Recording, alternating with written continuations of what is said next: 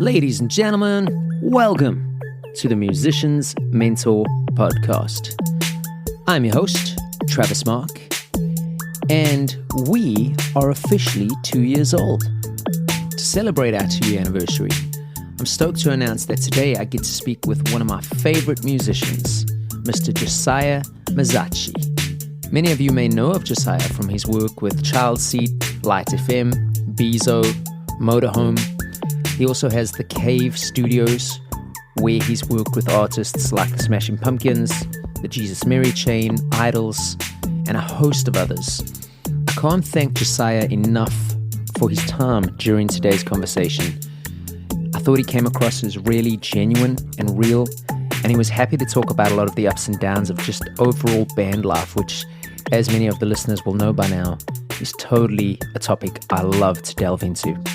In addition, to continue the 2-year celebration, I want to let you all know that we've set up an affiliation with the lovely folks over at Soundbrenner, a really groundbreaking company that makes practice addictive with their powerful metronomes, precise tuners, and intuitive practice trackers.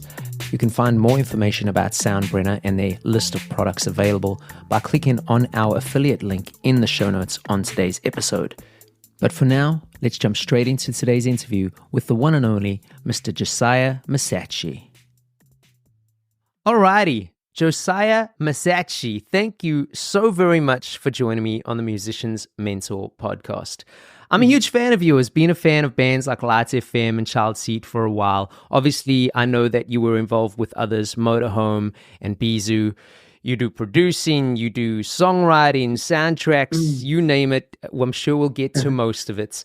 What I tend to do with most of my guests, though, is just to start, how about you give us a bit of an introduction from your side so that the listeners have a better idea as to where you're coming from during the course of this interview. So if you wouldn't mind, tell the world who Josiah Mazzaschi is. Oh, man, that's a mouthful. Well, basically a musician, singer, songwriter. I identify as a songwriter first and foremost, mostly because I've been doing it a long time, But I lived in Chicago for a really long time, for about 12 years, in the 90s and the early aughts. And, I've always played in bands. But I kind of came from that whole scene in Chicago, with like Smashing Pumpkins and Veruca Salt and Liz Phair and all those bands getting signed. I was in a band. We were offered like major label contracts and stuff like that. And I used to go over to Billy Corgan's house and play in my demos. He was going to produce my first band's first single. In the early 90s, kind of right around Siamese Dream. Wow. Right before it blew up. So it was like a really cool opportunity, but it kind of didn't pan out, unfortunately. Like most big, you're one shot, and I guess we blew it, What are you gonna do? But ever since like the early 90s, I would get on my roommate's 4-track cassette machine. He had like a bunch of gear, and I was mostly a drummer. I played in like punk and hardcore and industrial bands in Boston and in high school, pretty early on. And so when I moved to Chicago, I had this roommate who had like a drum machine, a bass guitar, effects unit, and a 4-track cassette, and he was never home. He never used it. So he's like, sure, go to town, like use my stuff. So I would just spend like every day just like dorking out on his 4-track cassette and really learning how to write and record music and songs. That's amazing. So that's kind of what got me going, Also because being a drummer, I mean, I know you're a drummer. I played in a lot of bands where I really couldn't stand the music I was backing up. I feel you, man. I was like, man, I gotta learn how to play a melodic instrument because this music sucks. You know? Oh, oh, that's Yeah. amazing. Yeah.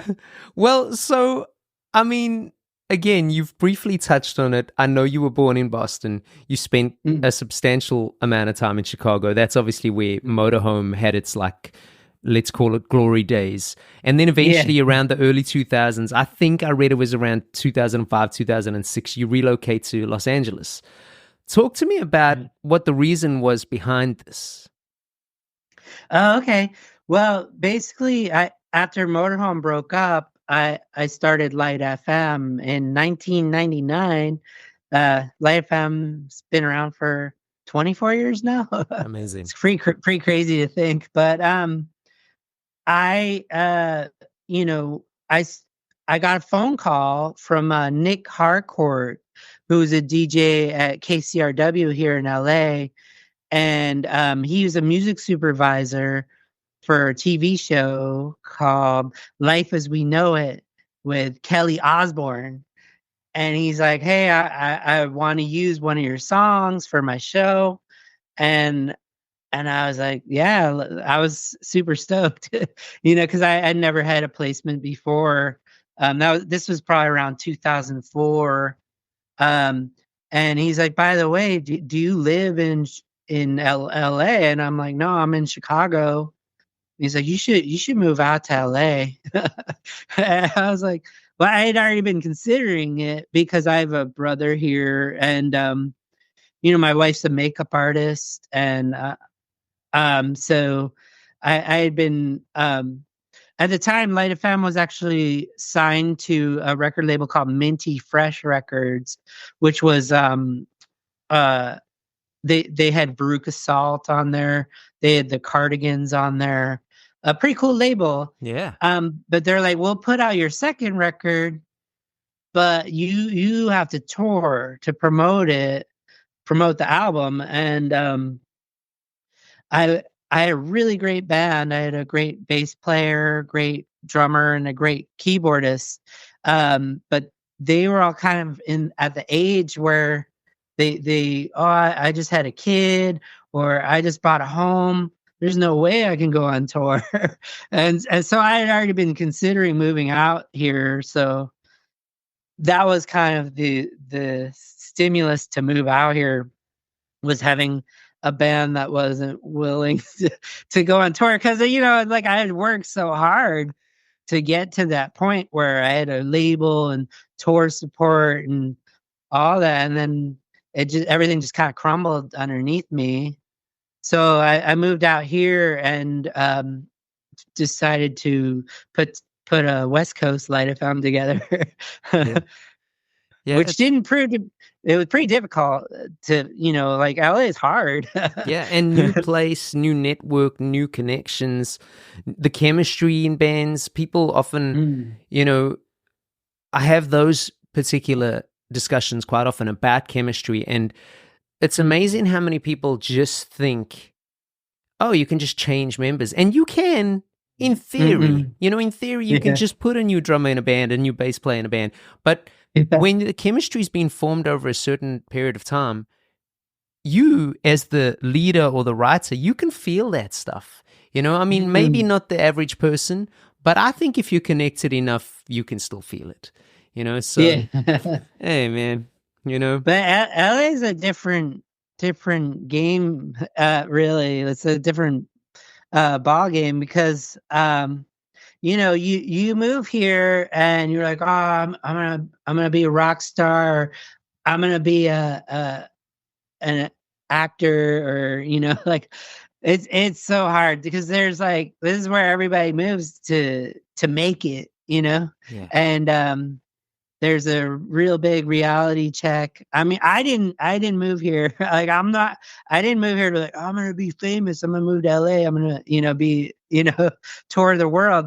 But, trying to assemble a band in LA, you get those people, like everybody's like, they'll join your band, but then they're like, oh, like, Beck needs a new guitar player, Beck needs a new bass player, Moby needs a new singer. You know, actually, all of that's happened to me, where they'll bail like as soon as they get out here for the next. So you really have to pay your musicians to keep them here, keep them in your band. You know. Yeah, double-edged sword, because if you yourself are trying to build,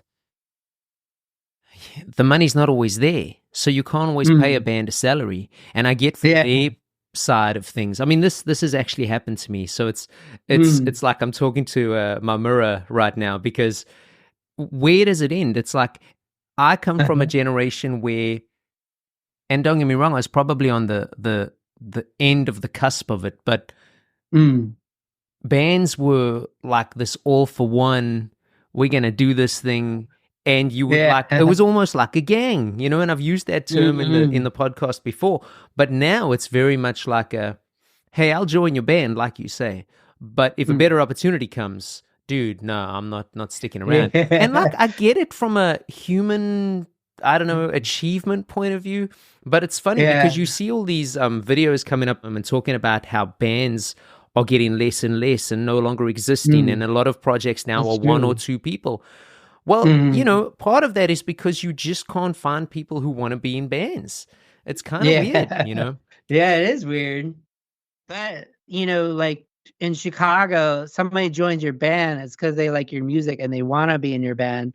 Whereas in LA, they just want to maybe use your band as a launching point to get a better opportunity, you know?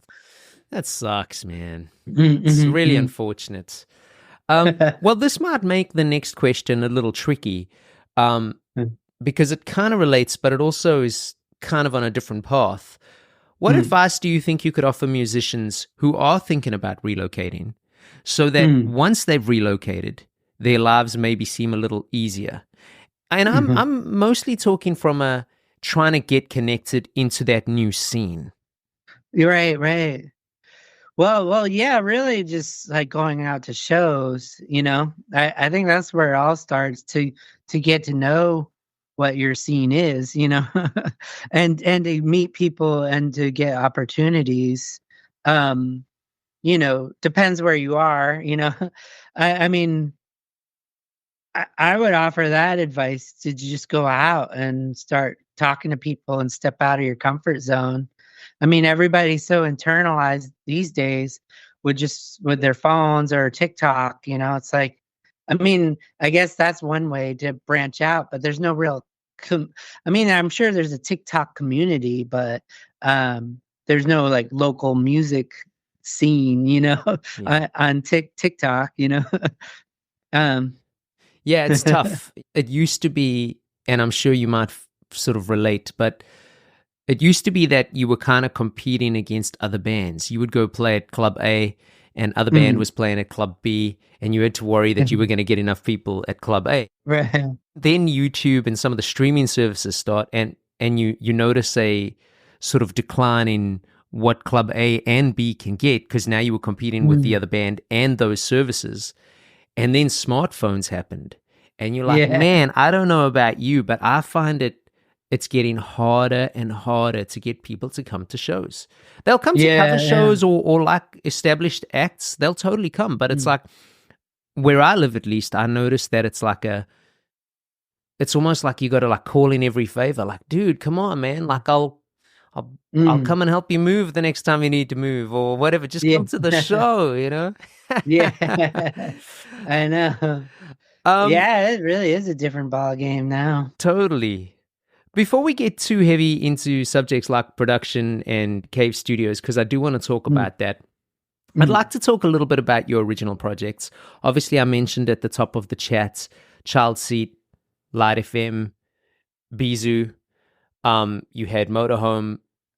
How important is it for you personally to create your own material when it seems as though you could so easily simply produce other artists? And what, in your opinion, is the hardest part about trying to be an original artist nowadays? Well, for me, you know, like not being able to afford to go into a really nice studio, you know, I'm not rich. So, you know, growing up as a musician, like that was always the biggest obstacle. Like, how do I make a great recording to be able to get that gig or to be able to tour support for a bigger band? Um, I I was kind of under the mind frame of like DIY or die, you know. So I was like, I'm not gonna let any amount of money or equipment to hold me back from making a great recording or to writing a great song and being able to convey that in a recording medium. Um, and as a songwriter to show that to people. But so I like I got a Pro Tools rig in the early 2000s, and part of me started recording other bands mostly to learn how to use that equipment, um, let them be my guinea pig. And that goes true to how I got started in LA too. Was when I first started the Cave, I I went out to shows and I found like 3 or 4 really great bands and just approached them and said, "Hey, I really like your music. I'll record a couple songs for you for free, just for you to be my guinea pig, um, and yeah, and then one of those bands actually got signed to Island Records based on those recordings, um, and a whole different ballgame of politics arrived after that because they had a big manager and they're like because I was under the assumption like, hey, if I record your stuff, then maybe if they blow up, maybe I can produce their first album. Yeah. But that wasn't the case. As soon as management and labels got involved, they're like, you got to mix it or record it with this guy because he did this record and that sold, millions of copies, Yeah. So I kind of got, but I guess that made me realize that where contracts are pretty important. If you're going to record somebody for free, at least, if you're going to invest in a band like that, then maybe make sure that your bases are covered if they do blow up, or maybe get paid back for all the time you spend on them, Yeah, that's so tricky. The politics side, I've read about stories like that as well. It's unfortunate that it becomes we have to use so-and-so because they have their top 10 hits at the moment, It's also very clicky. It's funny, the music business is clicky as it is, but then when you involve the labels to the point, there's these levels of clicks. A&R guy wants to use such and such production guy wants to use such and such engineer. It's crazy. Yeah. I guess if they landed up re-recording any of the stuff that you had recorded, then it wouldn't matter. But if they used any of the recordings that you had recorded and just remixed them, did you at least get any kind of production credits? No, I didn't. No. But it is like a happy ending because that band ended up getting dropped. And we're on a bunch of other labels. But fast forward 10 years later, they didn't own the rights to that record that I helped them do the demos for. So they ended up having me re-record like we did a Taylor Swift where we just like re-recorded it all and then they released it. Yeah. So and they paid me for my time this time around. Yeah, thank God. Yeah. You mentioned DIY or die. I love that. That's great, by the way. I saw that you also are the owner or affiliated somehow with Moonboot Records. I couldn't find a lot of information, but I did find that there were a certain amount of releases through Moonboot Records. So I'm assuming as owner that you have to work out the logistics and stuff like that with that label. Is that venture purely to release your own music, or do you release other artists? And tell me a little bit about the logistics of running your own label. Okay. Well, I started Moonboot Records as a during the pandemic. I had like some pandemic assistance. And I figured what a great way to use that money to start a record label. Why not? um, but yeah, like when I upload our music to like DistroKid or TuneCore, you have to put in a record label name. So I just thought Moonboot Records was a fun name, Yeah. And but yeah, it was to put out my own music. But I did I was going to put out another artist, because I run into a lot of artists in LA and I'm like, oh man, they don't have like a label or a team or anybody, and there's been a couple of those instances, but I found a young kid out of San Francisco who just graduated high school. I really liked his music, but he didn't have a band, and he wasn't willing to do any touring or promotion in that respect. So that was like the one artist that I was gonna maybe put out that wasn't me, Yeah. But yeah, they didn't end up really having a band or having those things. But I still think they're majorly talented. But so far, to be honest, I can't really afford to put out. Childseat put out our first album on vinyl and CD and no cassettes. I don't like cassettes. I can't believe But cassettes have made such a comeback. It's crazy. they sound terrible. They're like the worst medium, I feel like. But I think it's that they look cool. They're like yeah, almost the yeah, size of a phone, yeah. actually a little smaller. So like you can just buy it. It's not as expensive as a vinyl. I don't think anyone Right. like who has a cassette player, honestly. I know. But yeah, so my garage is filled with Childseat vinyl. So if anybody wants one, hit me up on Bandcamp. Yeah. um but yeah, ultimately I would like to release artists that I produce and engineer at the Cave, and offer to put them out on my label. But it's pretty expensive, Yeah. putting out vinyl and stuff. Yeah. But eventually, hopefully. So I just realized that I think I cut you slightly short on our previous question. What do you think is the hardest part about being an artist nowadays? um I would say to the hardest thing, things have changed so much since the pandemic, and having to like pay for your audience to see you, even, um those things are like a whole that's pretty hard.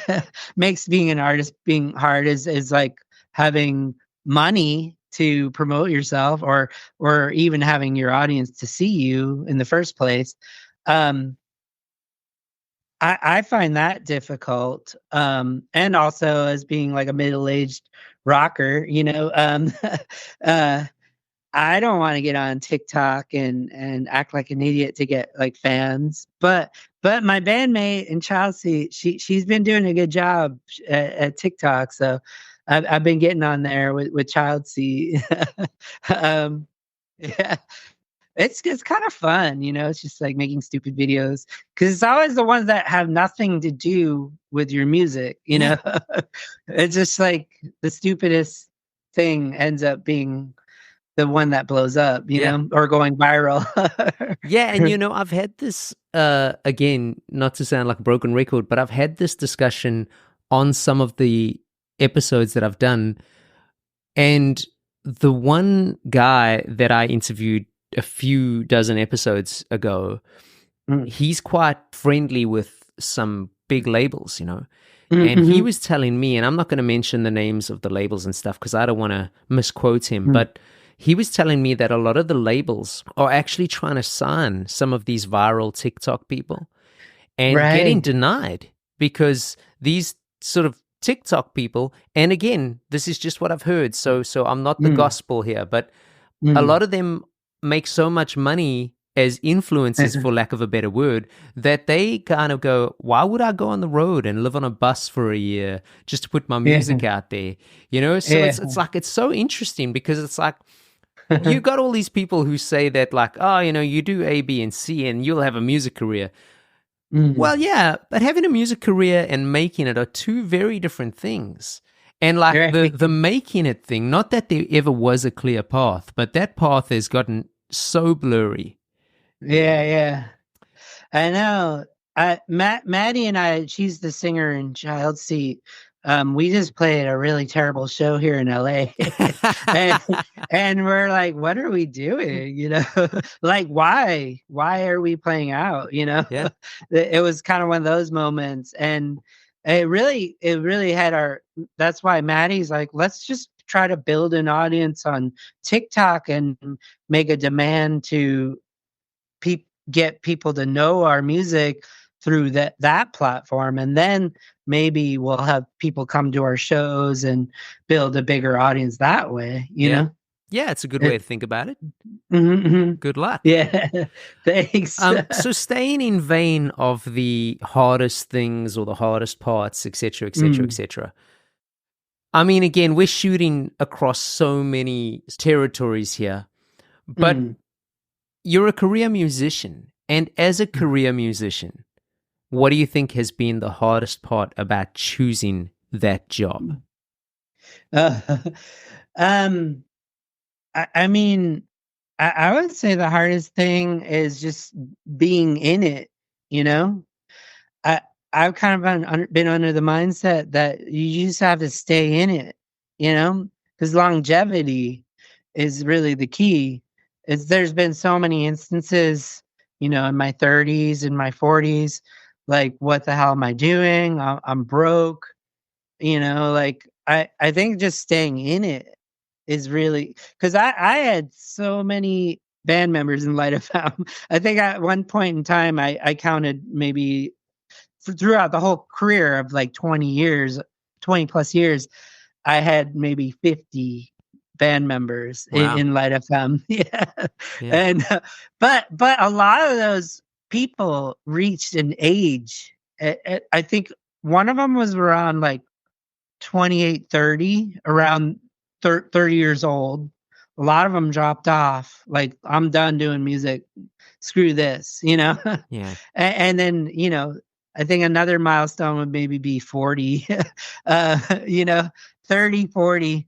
I've seen some incredibly talented musicians just like never play again, you know? And it makes me sad, you know? Because I mean, just being in the game, I think going into it, you can't, because money is definitely, you're not, especially now, you're not going to make money, you know, like, you're not going to get rich being a musician, you know? And I found that you can't go into this career with that mindset, like, I'm going to make money, because it's always got to be for the art, you know, no matter what.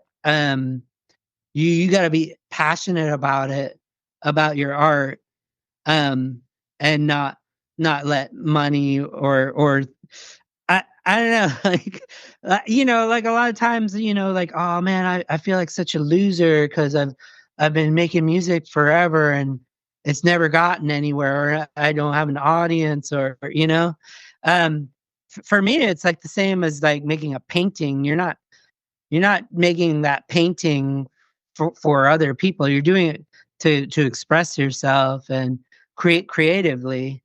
And I think that's the main goal, is to make something that you artistically express yourself and are happy with the results, you know? I mean, I've written hundreds and hundreds of songs, and, you know, out of those hundreds, maybe 5 or 6 of them are like, I feel like my golden egg, you know? And so it really does take a lot of creating, you know, in order to get those like gems, you know? But the hardest thing about being an artist is just being in it. That would be my answer to your question. That was a fantastic answer. Very genuine, very real. I like it. Thanks. Okay, Josiah, let's switch gears. Let's talk production, producer role. Okay. I know you sort of discussed how you would play around with your roommate's gear when he wasn't around. And then obviously you got the Pro Tools rig, as you mentioned. Mm. Your credits on Discogs, there's pages and pages and pages. Yeah. And I know from working in studios myself that every artist is different. So this is a bit of a loaded question. But again, I'm trying to stay in the same vein of the last two questions. What do you find the hardest part about being a producer is nowadays? And I want it from 2 points of view, if possible. One from a musical point of view, and the other from a potentially political point of view. And what I mean by that is, as you will know, sometimes you've got to almost be the balance that keeps certain arguments from happening. Sometimes you've got to be the cheerleader, like, good job, guys, even though you know it wasn't that great. Sometimes you've got to be the guy that goes, like, tone it down. Like, there's so many different hats that producers wear, obviously. But ideally, I'd like to know what the hardest part is and try and approach it from those two angles, if possible, please. Well, for me, to be a producer, I never liked the idea of somebody like dictating to a band how they should sound, or just being like a guide. I feel like is more the role of a producer. Because like, if a band sits in a room for 4 nights in a week, eventually they'll get a sound, and I feel like my job is just to document that sound as best as I can, and not really, I suggest things to bands like, hey, maybe you should try it like this, or like this song they recorded it like this, let's try that. Is to just throw variables at a band, and sometimes how they react to those variables can be pretty interesting. But that's the way I like to go into producing with bands, is to not be like, if you guys want to have a hit, you gotta do it like this, or your fingers aren't bleeding enough. Do it again. Yeah. That's why I really like recording bands live. I'll just get them in my room and have them all plugged in and record them. Because I did record a lot of bands for this one radio show here in LA called Part-Time Punks, and that's where I record idols, and I recorded a lot of bands that really influenced me, but it was a little stressful because I would only have a couple hours to record these bands. I have everything already set up. I have a drum kit. I see you have a drum kit all set up. Yeah, I do. So I just have it all set up for them, so they just show up and plug in and play. So we don't spend any time getting sounds or any of that stuff. That saves a lot of time and money for bands too, because like, I remember back in the day, you book a studio and the first day is just getting drum sounds. Yeah. Like spending a whole day getting drum sounds. Like, I don't want to do that, Yeah, and then they just shove a sample on it now anyway. You go like, let's spend 4 days finding the right snare drum so we can put an SSL snare drum sample on it. Right. I know. That's a huge... Oh, actually, I've spent a day... One band I recorded, I was engineering. The band spent a day on kick drum. The next day was snare drum. And then the next day was toms. Like 3 full days of just kick, snare, and toms. Yeah. For that to happen now, you've got to have a major label budget because yeah. or rich parents, because Right. that's a waste of time. Yeah, And I'm not yeah. saying you Oh, shouldn't yeah. be in tune. Of course you should, Mm, and get a good mm. sound. But Yeah. my gosh, it's like there's a part of me that romanticizes a lot of that stuff. I think back to a lot of my heroes and stuff, and I go, wow, how cool it must have been to just get snare drum sounds for a day. And then Yeah. there's the musician side of my brain that goes, I can't think of anything worse. Yeah. I don't want to waste the whole day just snare drum sounds. Oh, man. Yeah, that'll drive you crazy. But I mean, early on, it was for a major label, so and they could afford it. So Yeah. well, I mean that, and I have been in the studio with producers who do dictate everything to a band, and because like this guy recorded the White Stripes, so of course you're gonna listen to him, all his ideas, and it's his way or or her way or the highway. um, you know, but I just know the people who have been successful in this career, I feel like are always on the side of the artist and the band. It's like, I want to be friends with the band and I want to get the sound that the band wants. Yeah. And be on the team, rather than just trying to get money from that band. you know. Yeah, because I want to make something I'm proud of too. So I that's always been my mind frame as being a producer. But yeah, I don't know. Like, it is a controversial. A lot of people don't know what a producer does. I think like in the '60s, it was like somebody who had absolutely no technical knowledge, like would just come in and be like, I want to hear like more reverb, or like I want it to sound like this. They didn't even know how to plug a microphone in. Yeah.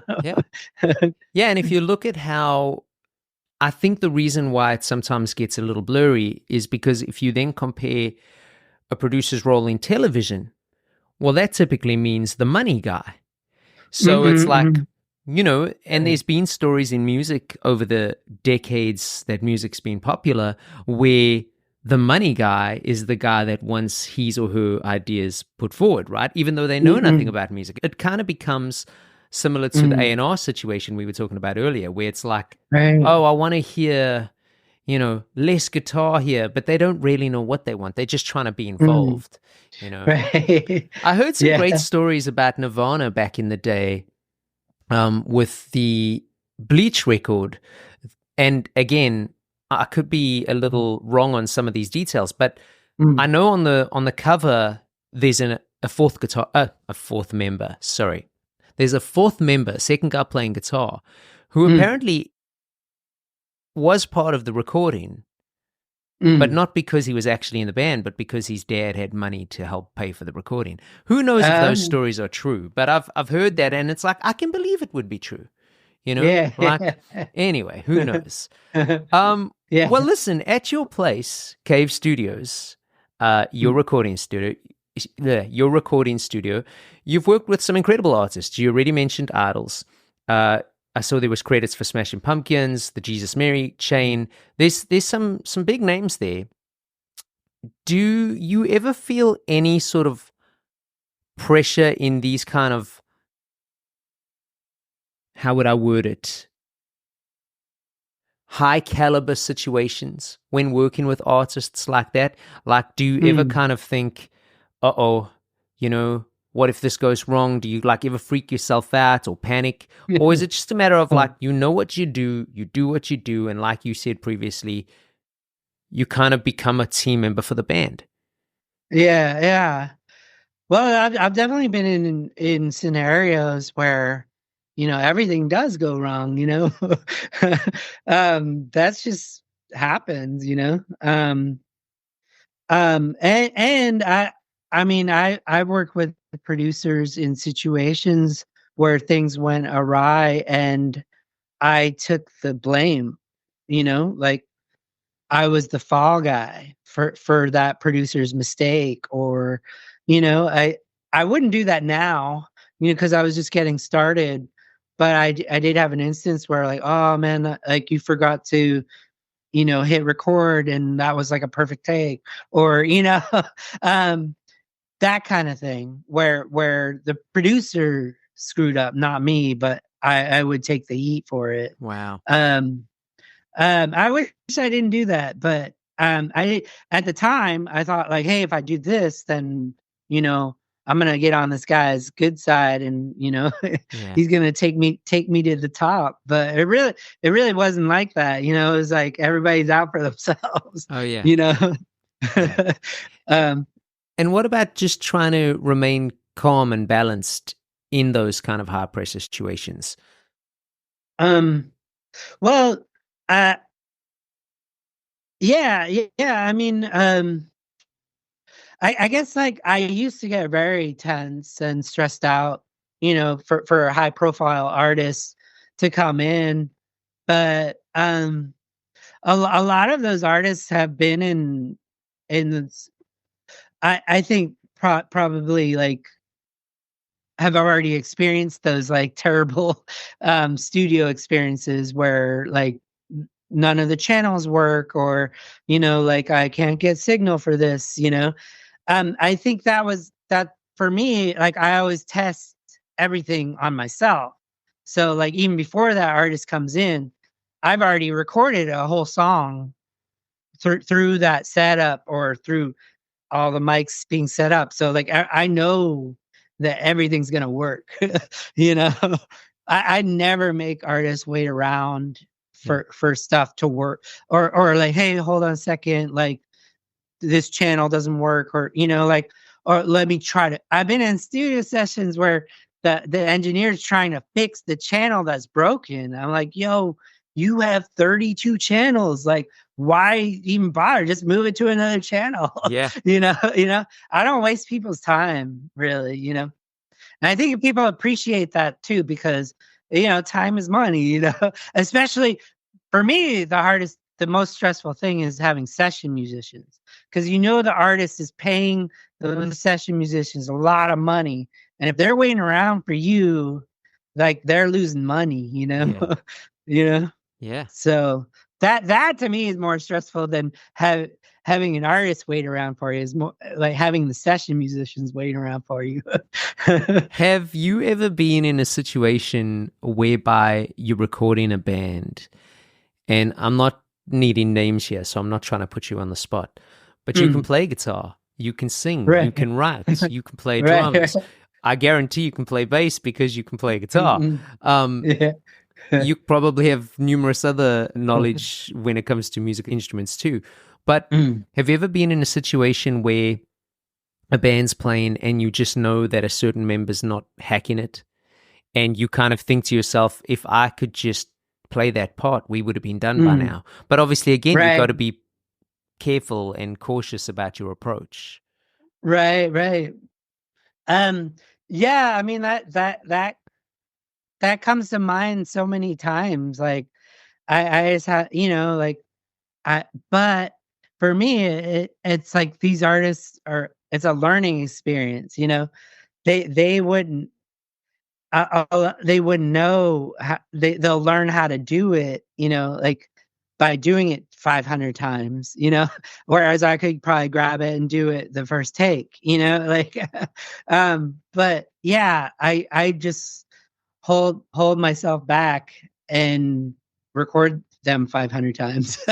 but not to sound like a dick or anything, but I'm also getting paid. So, like, if it does take them all day to do that one part, I'm still getting paid for it. Yeah. No, true. Yeah. Yeah, but yeah, it is frustrating though. Like, and I've actually kind of stopped recording, like, brand new bands, because of that fact. Because I don't really have the patience for that anymore. Yeah.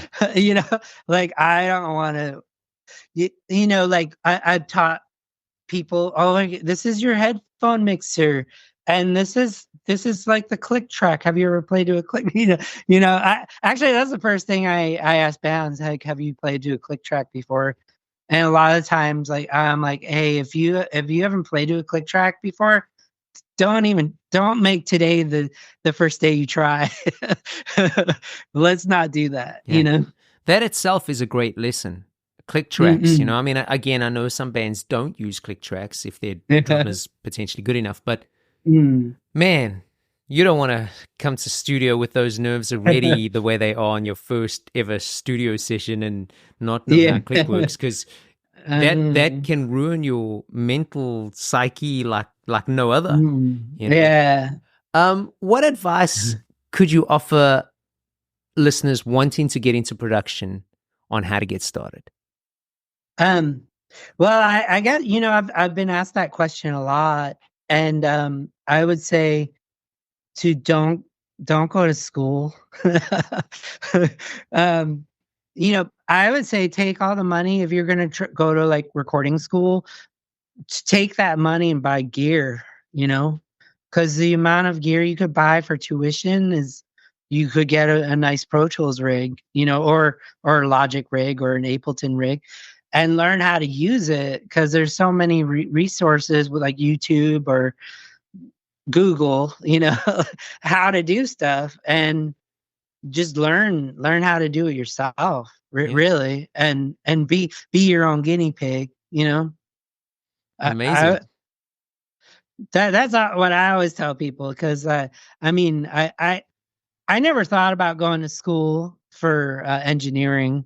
I did intern at recording studios in Chicago, and I absolutely hated it. Like, I'm like, how is this learning something if I'm going to get you lunch? I think I worked a whole summer at a really nice studio, and I never even plugged a microphone in, and it was just stupid.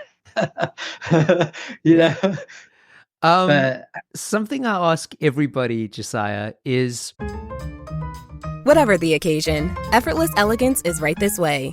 Because Hilton brings you new ways to stay, courtesy of the Nomad London.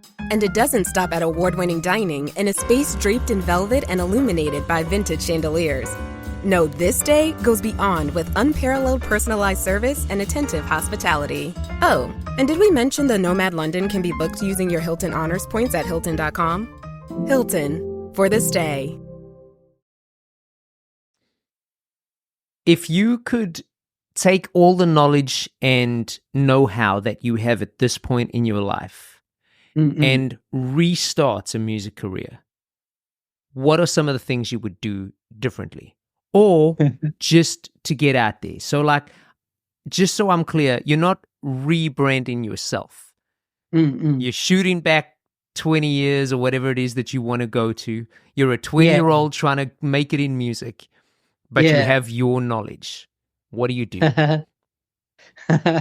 I guess now I would like get on TikTok and start pushing my music out that way, But yeah, I guess I'm envious of, like teenage kids who can program the shit out of Logic or Ableton. I wish I had that, like, like those skills. Cause like anytime I get on my DAW, I know there's a kid out there who can blaze miles beyond me, on the technical front, And I guess for me, when I was first coming out, I was a substance abuser, and my mind was fogged. I only thought about myself, and I didn't really think about like technique, all this nerdy stuff about a DAW or how to record. I was so self-consumed, and it would be nice to go back and not be self-consumed and have a clear head, and to be able to operate my DAW like lightning speed fast. Yeah. You know? That's great, man. Josiah, we're at that point in the conversation where I ask you what some people consider a heavy loaded question. And that is, what do you think has either been the best overall piece of advice you've ever received in regards to your music career, or something you learned along the way that maybe you think could be good advice to an up and coming musician? Well, yeah, that is a heavy question. But let's see. Well, I would say that the best advice. I mean, I think Billy Corgan gave me some advice in the early days in the 90s, just from being himself. I remember sitting in Billy Corgan's living room. I think we were listening to like Pisces Iscariot because that had just came out. And he's like, dude, this record just sold like 1 million copies. And he was just so amazed, that it sold that many copies. And he was like, and I think he said something to me like, if it's gonna be somebody, it might as well be me,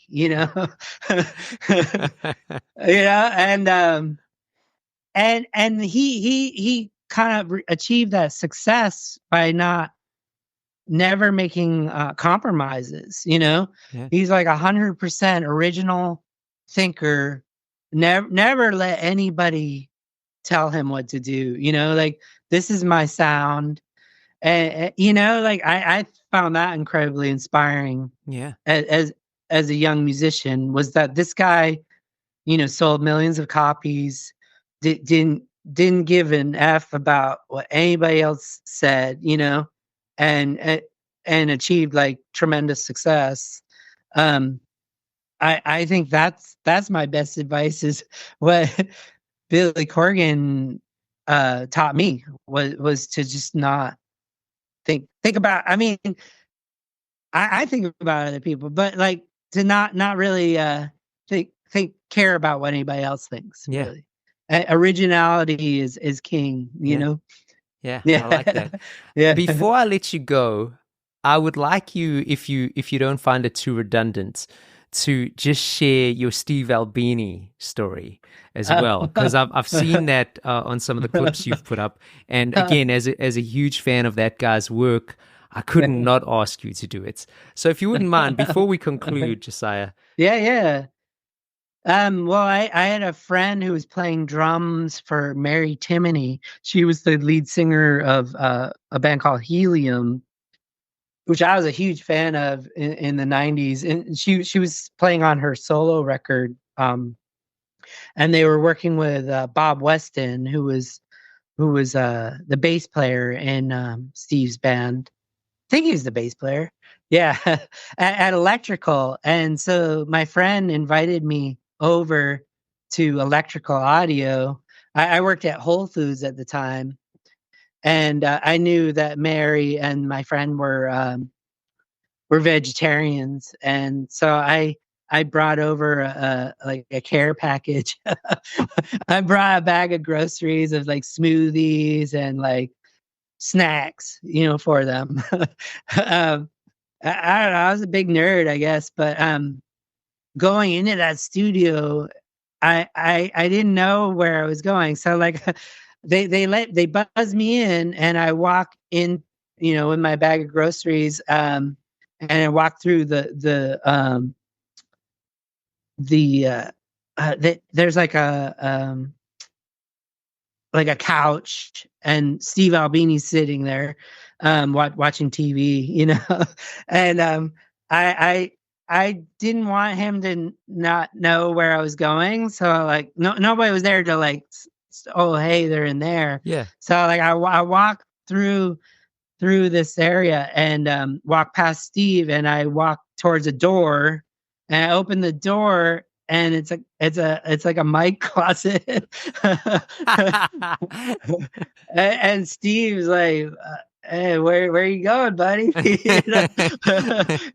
He's like, oh, they're in there. And yeah, I felt like such an idiot, but he was nice about it. He just kind of chuckled, you know, about me walking into the mic closet. Coles mics everywhere. Yeah. So I brought the band their care package, and yeah, I think they appreciated it. But going into that studio, that was a really big moment for me. Like, man, this is where I want to be. Yeah. I want to be electrical recording bands. Yeah. Yeah. Alrighty, that's amazing, man. Josiah Mazzaschi. Mazzaschi, that's such a cool name, man. Thank you so much for your time. Thank you for your knowledge and advice. I'm sure our listeners are going to get loads from it. I will put all of your links in my show notes. So for any of the listeners wanting to check out more about Josiah, please do so. He's a cool dude, great musician, great producer. Thank you, my man. I hope to talk to you again sometime. And if you ever find yourself in New Orleans, hit me up. Okay, I will. Yeah, sounds good. Thanks for having me. Peace. Peace. Alrighty, there we have it. Josiah Mazzaschi, everybody. Make sure you check out all things Josiah related with the links in our show notes. You can also check out more about that Soundbrenner affiliation in the show notes. And all things Travis Mark or musicians-mentor.com related are also in the show notes. If you have questions or need some help with your band, you're trying to do different marketing, different PR, get your platforms in order, etc., etc., etc., drop me a DM. I'm always down to talk music. Don't forget to please leave us a rating or a review on your preferred streaming platform. But until next time, keep working, be diligent, have some fun. Peace. All right, here we go. New Phineas and Ferb is here. We're back, baby. For 104 more days I know what we're gonna do today. of summer vacation. I am ready for summer shenanigans. Let's do it. Oh, yeah. All right! We're gonna bust Phineas and Ferb once and for all! Are we gonna do this again? New inventions, shenanigans, innators, adventures, and songs. Brand new summer vacation. New Phineas and Ferb starts June 5th on Disney Channel and next day on Disney Plus. On DisneyPlus.Disney.com.